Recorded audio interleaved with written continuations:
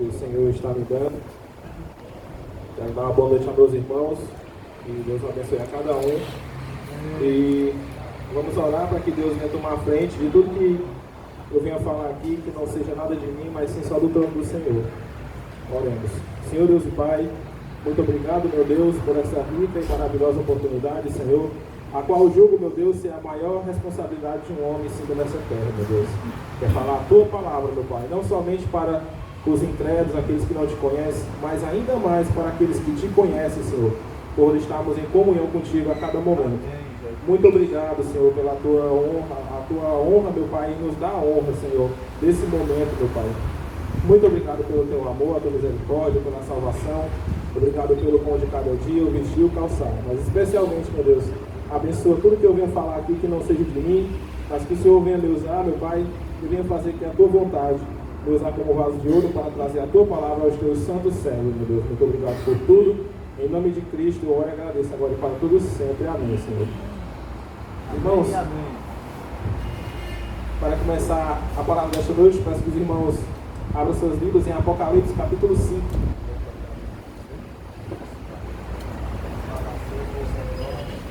Apocalipse, capítulo 5.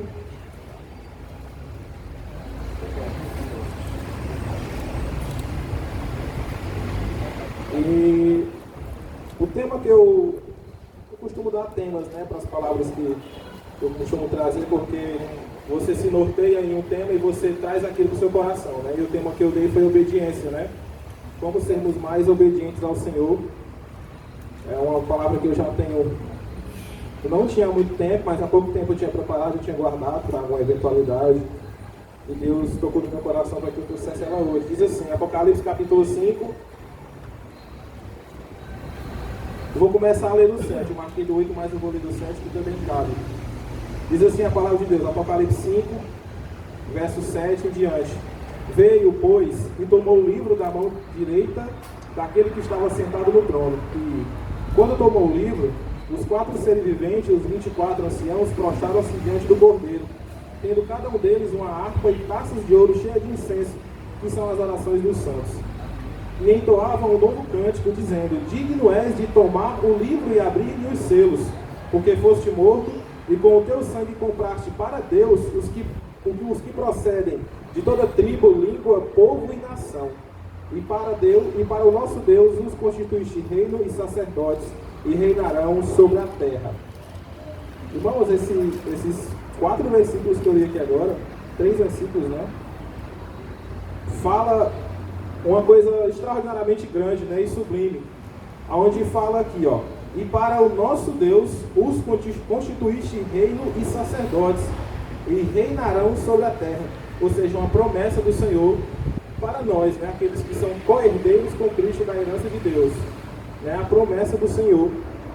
E aqui nós podemos ver no versículo 9, e entoavam um novo cântico dizendo: digno és de tomar o livro. Esse pequeno trecho fala um pouco lá no Apocalipse de João, fala que João chorava muito, ele não via ninguém capaz de abrir o livro, que era selado por dentro e por fora, né? Mas nós sabemos que Jesus Cristo, quando ele fez o ato na cruz, e Deus fez aquele ato na cruz através de Jesus Cristo, com o seu grande sacrifício suficiente para todos nós, ele foi digno naquele momento de poder desatar os selos do livro, né? Então é um grande aprendizado. Ali aqui nesse momento, você retrata a obediência de Jesus Cristo, ao mesmo tempo a obediência do próprio Deus a Ele mesmo. A fidelidade de Deus para conosco, em nos afirmar aqui no verso 10, e para o nosso Deus os constituíste reis e sacerdotes, e reinarão sobre a terra. Aqui no segmento do 9 fala: digno és de tomar o livro e abrir os selos, porque foste morto e com o teu sangue compraste para Deus os que procedem de toda tribo, língua, povo e nação. Isso aqui é o que Jesus Cristo fez, através da vontade de Deus, né? Se vocês podem abrir também em 1 Pedro, que os irmãos abram, 1 Pedro, capítulo 1. Olha o que é que fala lá em Pedro.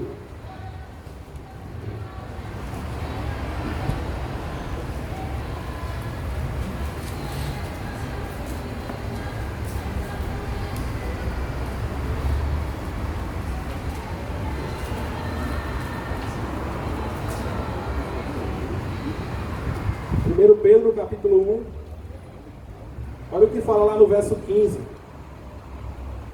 1 Pedro capítulo 1, verso 15. O cabeçalho do 13 fala a santidade na vida, né? Mas eu vou ler do 15. Vou pegar do 14 que também cabe. Diz assim: como filhos da obediência, não vos amoldeis, ou seja, não se amoldem, né? Não se tornem como as paixões que tinham anteriormente na vossa ignorância. Ele está falando aqui que antigamente, quando nós não entendíamos essa palavra, a gente fazia coisas erradas na raiz realmente da palavra, né? E no 15 ele fala: pelo contrário, segundo é santo aquele que vos chamou, tornai-vos santos também vós mesmos em todo o vosso procedimento, porque está escrito: sede santos, porque eu sou santo. Ora, se invocais como Pai aquele que, sem acepção de pessoas, julgar segundo as obras de cada um, portai-vos com temor durante o tempo da vossa peregrinação. Ou seja, o que é que fala aqui no 17? Fala simplesmente da balança de Deus, né? Aquilo que Deus vai pesar no dia da nossa presença com Ele, quando Ele nos chamar, quando Ele requerer o nosso espírito, né? Aqui fala: se invocais, ou seja, se nós oramos, se nós lemos a palavra, se nós falamos para alguém desta mesma palavra, ele diz aqui: sem acepção de pessoas, julga segundo as obras de cada um. Ou seja, Cristo aqui está falando aqui de Cristo. Se invocais como Pai aquele que, sem acepção de pessoas, ou seja, não se deixa escarnecer, julga segundo as obras de cada um, portai-vos com temor durante o tempo da vossa peregrinação.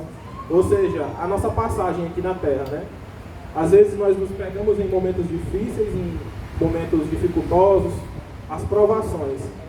Eu costumo falar que nós estamos passando pelo MBA, né? Uma faculdade aqui de Jesus Cristo, nessa terra. Porque nós estamos sendo aperfeiçoados, né? Nós estamos sendo trabalhados e moldados todos os dias. Porque uma coisa que eu coloquei no meu coração, irmãos, a palavra de Deus, ela é a palavra de Deus. A Bíblia, ela é a palavra de Deus. Então, a partir do momento que você crê nessa palavra, você crê em Deus. Não adianta a gente debater com quem não crê na Bíblia e crê somente em Deus sem crer na Bíblia, porque nós não teremos argumentos. Podemos até ter, mas teremos que ter uma experiência muito vasta. Mas se alguém chegasse para mim e perguntasse: Rafael, o que é suficiente para ser salvo? O que é que eu tenho que fazer para ser um eleito, para ser um salvo? Eleito, eu não sei quem é eleito, Deus sabe. Mas se alguém chegasse para mim e perguntasse, eu saberia dizer, graças a Deus, por conta do ensinamento que nós temos recebido aqui todos os dias. Eu creio que todos os irmãos também sabem dizer as mesmas palavras, né? Uma vez um certo homem me interpelou ali na região da Aldeota. Ele viu pelo meu proceder, depois de algumas visitas no cliente, ele perguntou se eu era crente. Eu disse que era.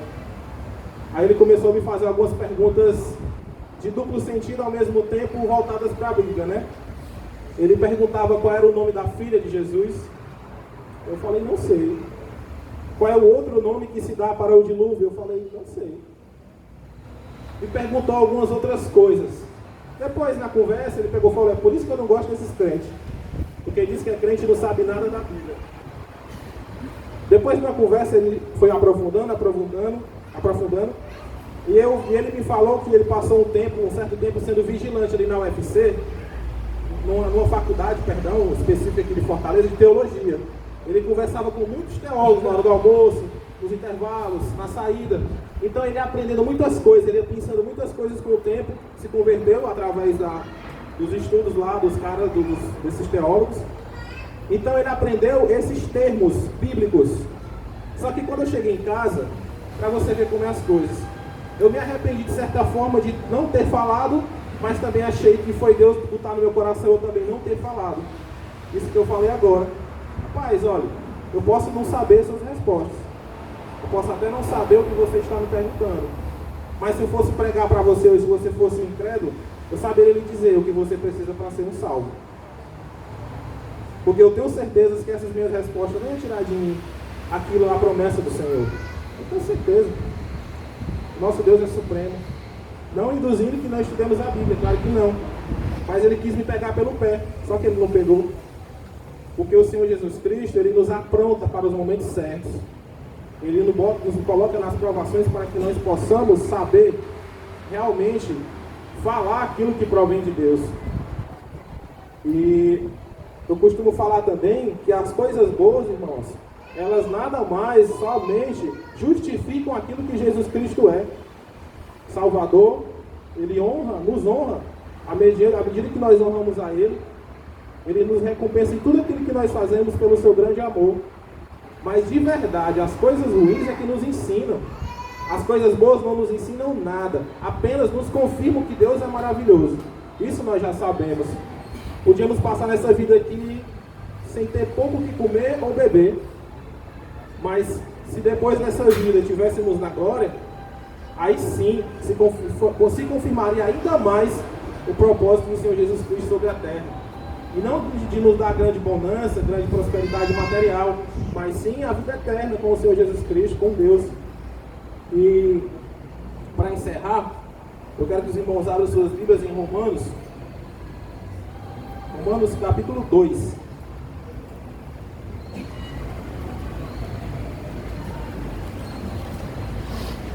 Romanos capítulo 2 diz assim, Romanos 2, verso 2. Vou esperar que os irmãos encontrem.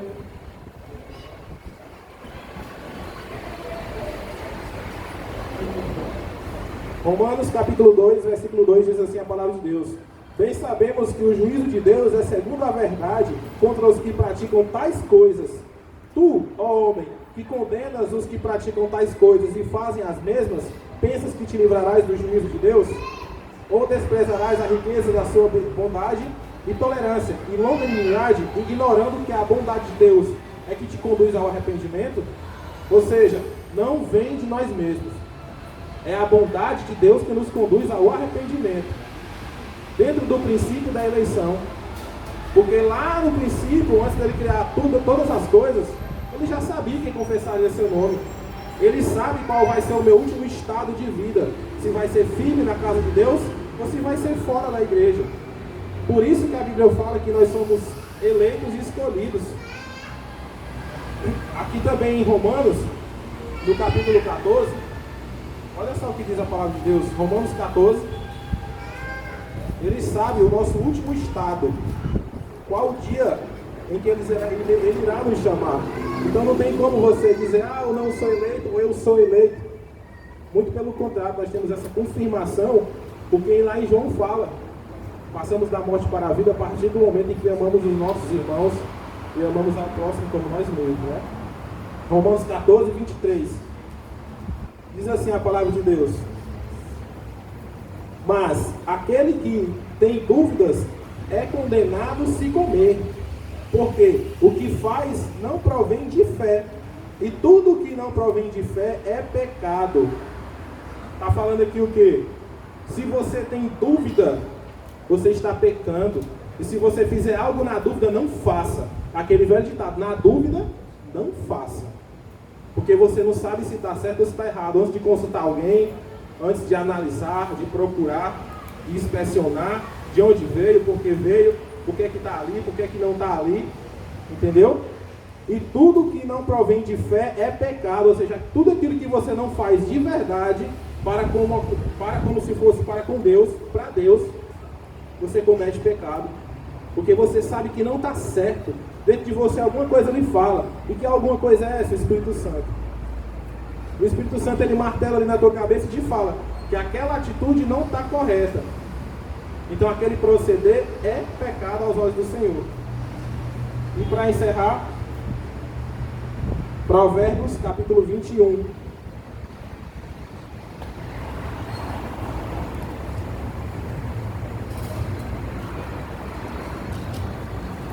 Provérbios capítulo 21, verso 27. Olha o que é que diz aqui.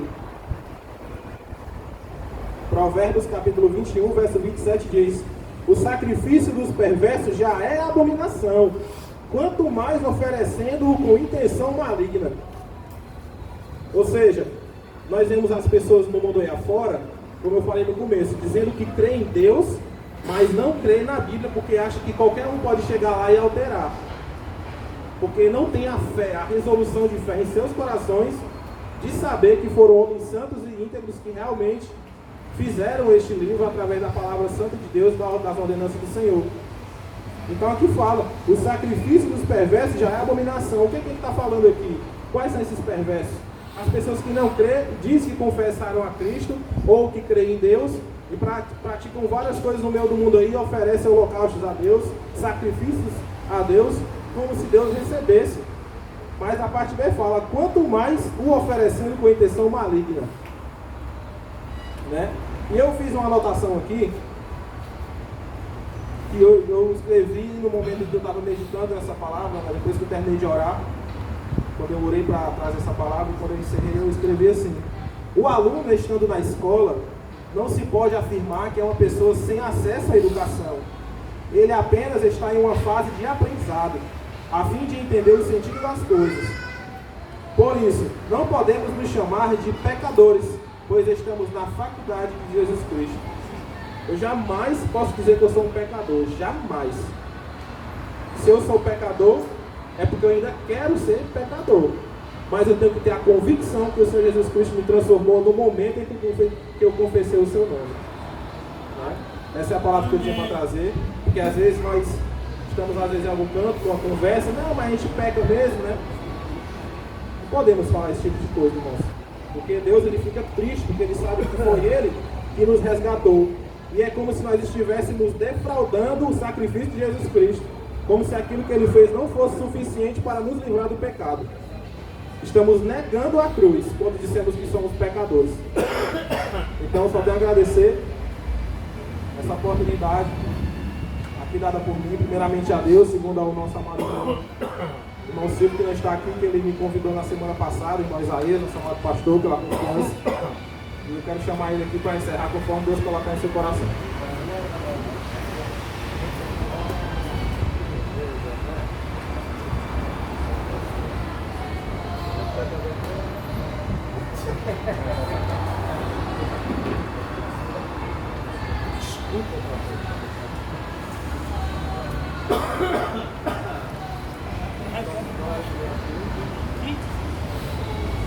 Meus amados irmãos, foi muito boa essa palavra. Nosso amado irmão evangelista